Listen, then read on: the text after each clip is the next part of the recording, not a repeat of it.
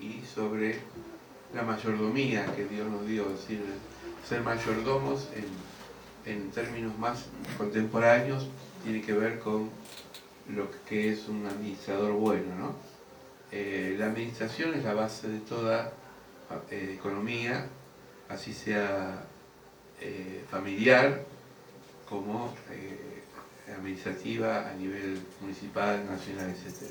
Toda administración bien llevada siempre trae aparejado buenos frutos.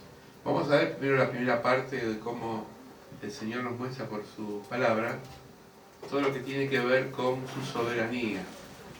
En Primera de Crónicas, el capítulo 29, versículo 11, dice: tuyos son, Señor, la grandeza y el poder, Amén. la gloria, la victoria y la majestad.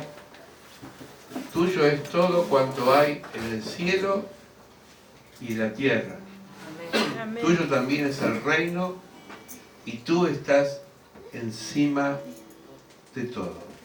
Si Dios está encima de todo. Amén. Amén. Dios es dueño de la tierra, dice el Salmo. Vamos a ver varios versículos que están relacionados entre sí.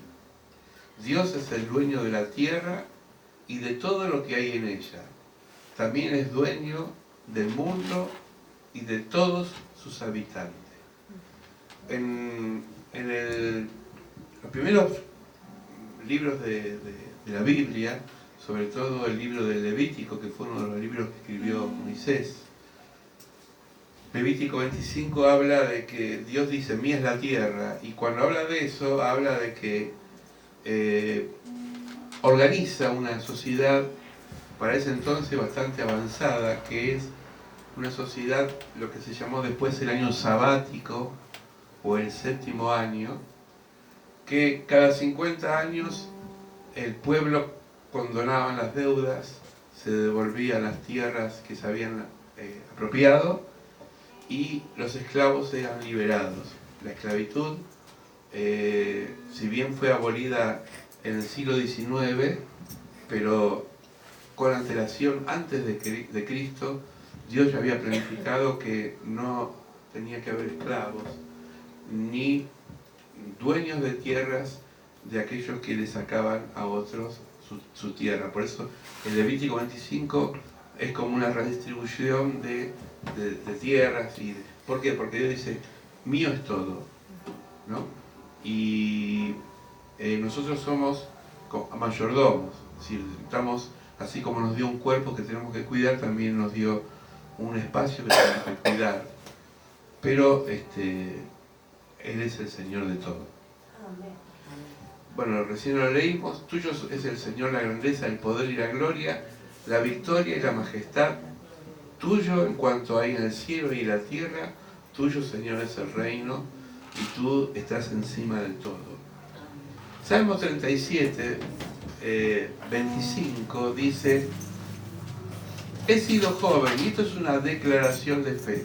Tiene que ver con una declaración de fe donde uno experimenta cosas, pero el que lo escribe es una persona ya anciana, es decir, que ha vivido la vida y ha experimentado muchas cosas en su vida.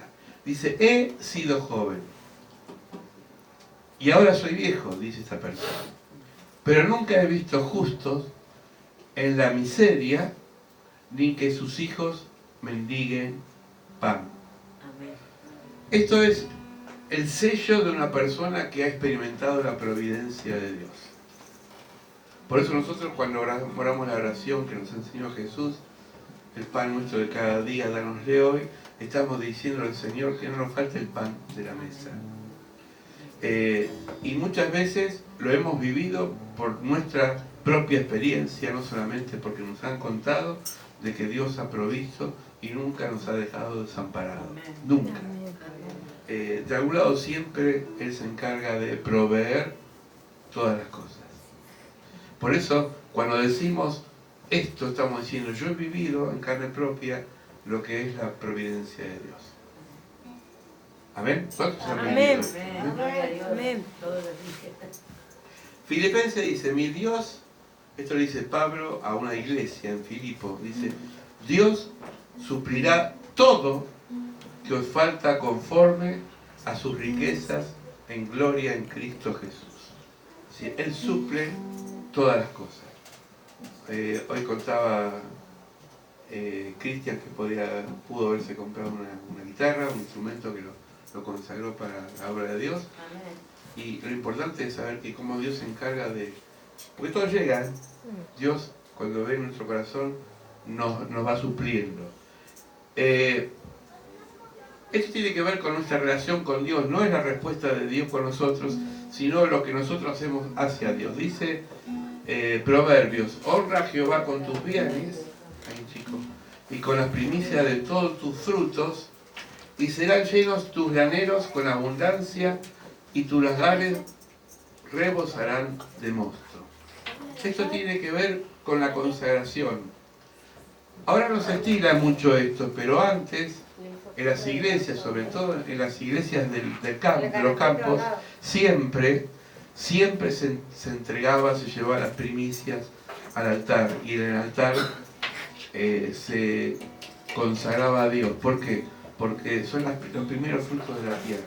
Los campesinos, siempre pensemos que la Biblia fue escrita dentro de un marco de zona rural.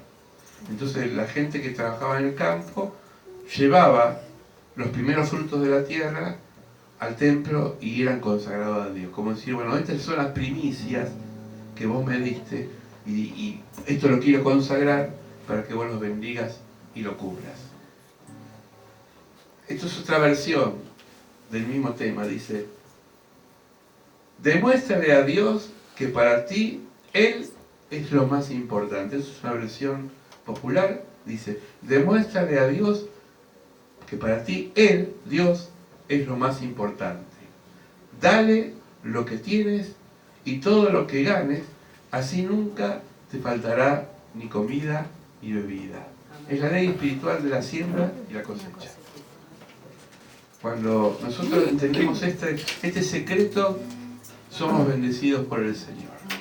Amén. Es decir, no hace falta ayornar mucho esta palabra, son resultados de la consagración y de la fe de lo que nosotros entregamos al Señor. Dice Hechos de los Apóstoles, y esto lo dice Pablo. Pablo tenía varias iglesias a su cargo, era un inspector, bíblicamente se le llama obispo, que tenía muchas iglesias a su cargo, y a una de las iglesias dice, y he sido un ejemplo constante de cómo pueden ayudar los trabajos y esfuerzo a los que están en necesidad. Felicita Pablo a los filipenses, después lo vamos a ver en la carta, de cómo su esfuerzo y su dedicación han ayudado a los más necesitados. Es decir, esto es lo que sería empezar a compartir las bendiciones que Dios nos da. Deben recordar las palabras de Jesús, hay más bendición en dar que recibir. Hay más bendición en dar que recibir. Amén. Amén. Así que no es que usted tiene que darle al pastor. No es que usted tiene que dar usted al necesitado, cuando ofrenda, cuando está diezmando, cuando está dándole un pan a alguien, aunque sea pequeño, eso se recompensa. Dice Jesús que con un solo vaso de agua que le des a uno de mis pequeños, serás recomendado y bendecido en el reino de Dios. Amén. Amén. Miren cuántos pequeños le hay hoy. Ah. Segunda de Corintios 9:9, en un versículo solo. Como está escrito, dio a los pobres, su justicia permanece para siempre. Hoy a esto se le llama populismo, políticamente hablando, cuando se le da al más necesitado. Yo diría que es un acto de misericordia. ¿Por qué? Porque tiene que ver con Dios. Cuando Jesús multiplicó los panes, no midió quiénes eran los dignos o los indignos de recibir el pan. La gente tuvo hambre y les dio de comer. No lo hizo para ganar votos, no lo hizo para ser recompensado, lo hizo ¿para qué? Por amor. Porque Dios no hace las cosas con interés. Los seres humanos, los políticos, las empresas, a veces los marketing, siempre da algo por algo. ¿Vieron cuando llaman por el celular o mandan un mensaje de texto? Has ganado tal cosa y después uno termina pagando el doble. Es decir, son ganchos que tienen, ¿no? Bueno, Dios da, pero nunca pide nada a cargo. Él bendice.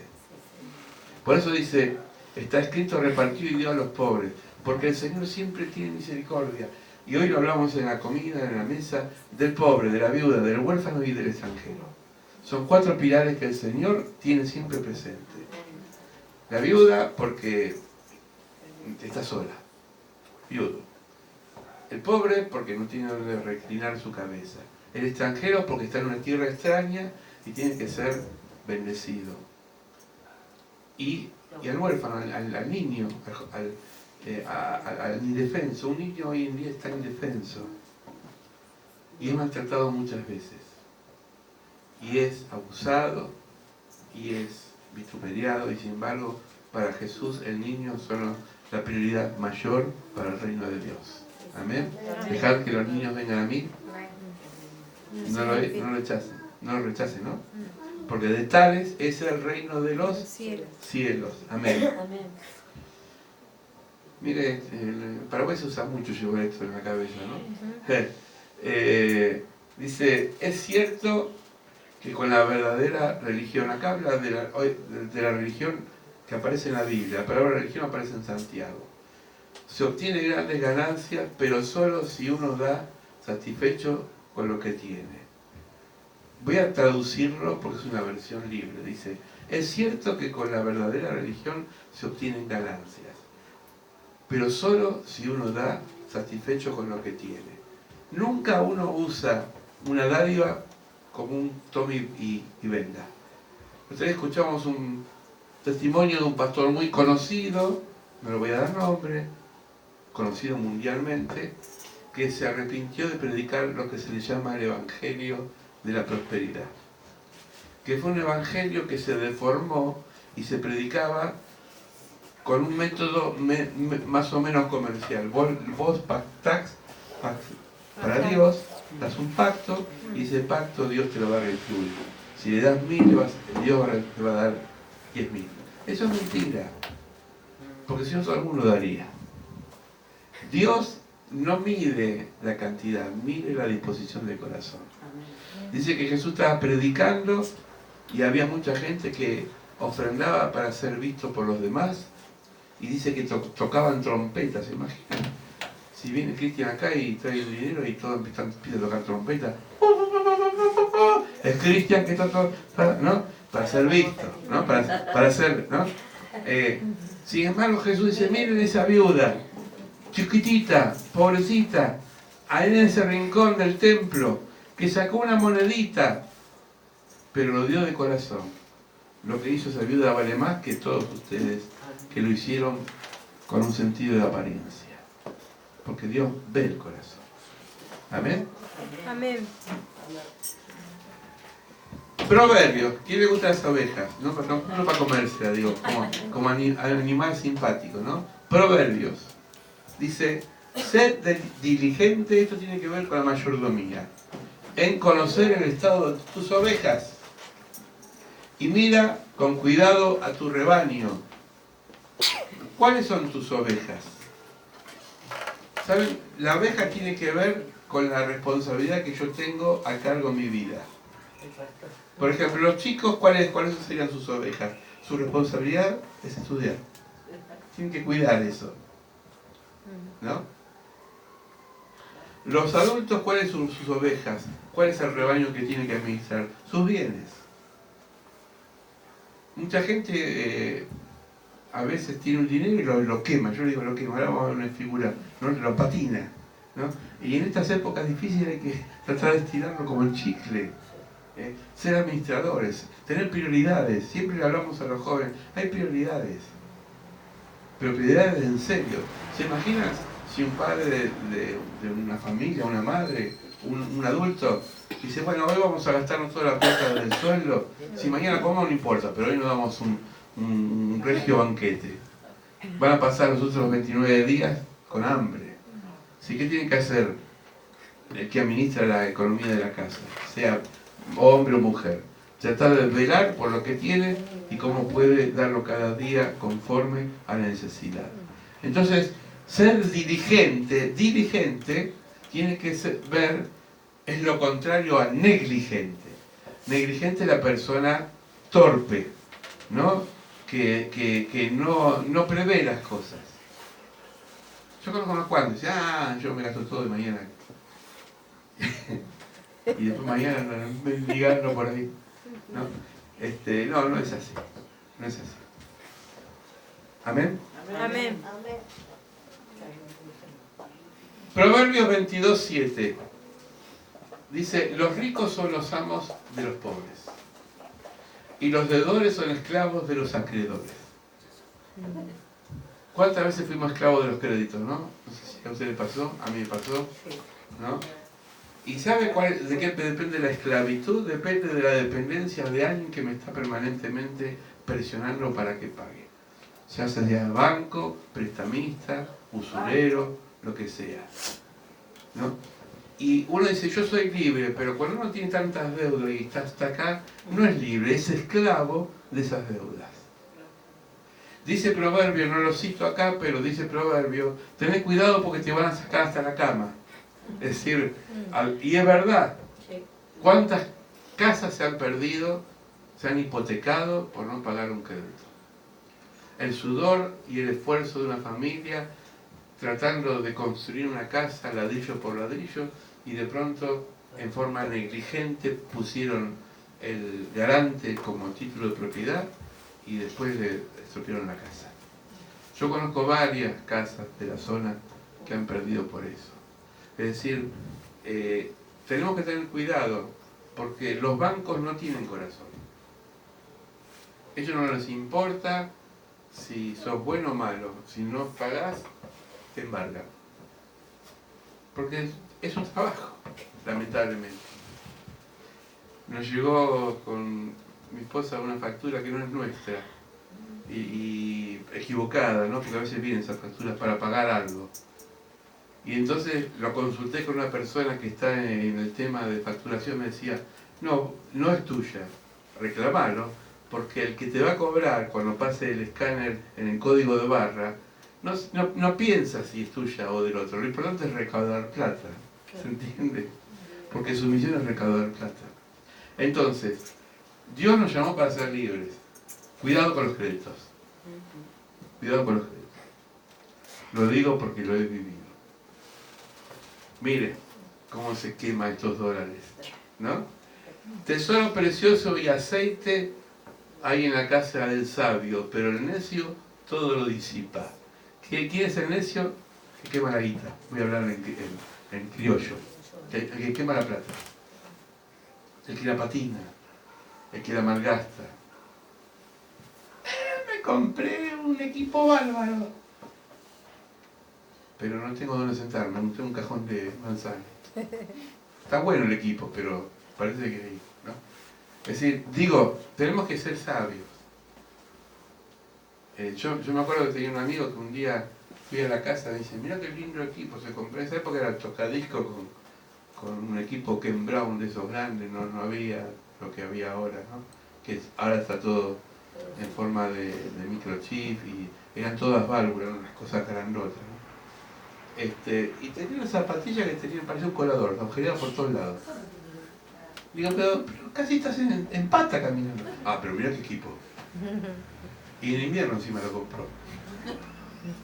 Eso es negligente. Está lindo si uno puede tener un equipo, pero hay prioridades, ¿no? Entonces digo, muchas veces caemos en la tentación y decimos, bueno, no importa. No tenemos que ser así, tenemos que ser como el aceite. La Biblia usa mucho la palabra aceite, porque el aceite, antiguamente, aparte de ser comestible, como ahora que se puede freír, se prendían lámparas. Y era caro el aceite. Y era la iluminación para la casa. Entonces había que administrar ese aceite, porque si no la casa andaba a oscuras. El aceite simboliza lo que es la administración de las cosas que nosotros tenemos que llevar adelante. Porque si no nuestra vida va a estar oscura. ¿Se entiende? Entonces es lindo ahorrar, aunque sea poquito. Es bueno. Una monedita la guardo, el chanchito, buena alcancía. Y después por ahí llevo bien, aunque guarda con la moneda, porque hay monedas que ya no sirven. Yo tengo un frasco lleno de moneda de 25 centavos. Me parece que pesa más el frasco que la moneda. No funca más. Bueno. En el banco le cambia. Sí, en el banco le cambia. Vos tenés una moneda y ahí está muy bien, Mayra, hay que ahorrar. Entonces es importante eso. Mi papá era muy ahorrativo. Cuando tenía un lápiz así para ir a la escuela, como sabía que yo lo rompía, lo perdía, lo cortaba el lápiz, me daba la mitad, me decía usa este y eso yo lo guardo. Porque sabía que al otro día yo lo rompía. ¿No? Me decía, un lápiz, y bueno. Pero por ser así, él pudo hacerse la casa, por administrar, por no derrochar. Timoteo dice, el que no provee para lo suyo, esto tiene que ver con la responsabilidad de los adultos hacia la familia. El que no provee para los suyos y sobre todo para los de su propia casa, ha negado la fe y es peor que un incrédulo. Yo una vez, cuando estaba en otra iglesia, me tocó visitar a una familia. Y el papá estaba en el techo arreglando una antena de televisor. Y había una señora que ella era muy espiritual, estaba con la Biblia siempre ahí, alabando a Dios. Y entonces quería hablar conmigo y estaba ahí con la Biblia, mire pastor, la Biblia, cantaba, qué sé yo. Y veo que pasa, era invierno, pasa un bebé de ella, ¿no? Con el pañal ya todo, ¿no? El popó encima, ¿no? Y como Hansel y Gretel dejaba todo rastros en el camino. Y entonces digo, ¿no lo va a cambiar? No, yo ahora soy espiritual, decía. Después la cambio. Digo, señora, el Espíritu de Dios lo ve en el bebé ahora. Es decir, tenía unos patitos fuera de control, ¿no? Porque no estaban en fila. Es decir, ¿por qué? Porque para ella espiritual era cantar a Dios y hacer una buena comida, cuidar a los chicos también es espiritual. Entonces, tiene que ver con las cosas prácticas. La Biblia no es un libro de meditación, nos enseña cosas prácticas. Por eso dice, el que no provee para los suyos, ¿saben cuántos de estos hay que están metidos en el ministerio pero descuidan la casa? Es decir, hay prioridades. Primero Dios, después la familia, después la iglesia. En ese orden. Aún para los ministros. A no ser que tenga un llamado especial como Samuel. Pero son pocos. Conclusión, termino y después vamos a hablar. Eclesiastés dice, lanza tu pan sobre el agua. El pan, si ustedes lo dejan en el agua, se deshace, ¿no? Se hincha, después se deshace. Después de algún tiempo lo volverás a encontrarlo. Comparte lo que tienes entre 7, ahora que se usa mucho la cadena de oración. Y te mandan un WhatsApp y mandar a 7, a 10, ¿no? O ante 8, pues no sabes la calamidad que puede venir sobre la tierra. Esto tiene que ver con lo que es la siembra. Hoy hablamos a mediodía con otra persona que está acá y decíamos que hay muchas redes solidarias. La más conocida es la de Juan Carlos, no sé si ustedes la habrán escuchado. Juan Carlos es un hombre de Vicente López que fundó la red solidaria y no tiene el dinero, pero lo que hizo fue compartir contactos y responsabilizar a diferentes contactos. Entonces, si fulano tiene una bolsa de papa y mengano tiene una bolsa de tomate, bueno, ¿qué te parece si te das la mitad de esa bolsa a fulano y mengano te da la otra mitad? Y entonces todos tienen de todo. Eso se llama red, trabajo en red. Por eso se llama la red solidaria. No estoy hablando de Tomate, hizo muchas cosas mucho más profundas. Pero para que se entienda. Es decir, es el sembrar en sociedad para tratar de ayudar a todos de alguna forma especial. Esto es un principio bíblico.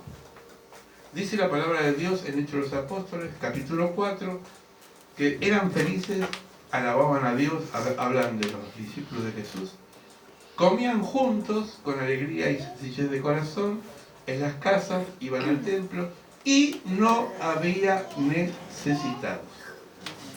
Porque habían tejido una red solidaria, habían sembrado y ese pan que tiraron al agua lo estaban cosechando.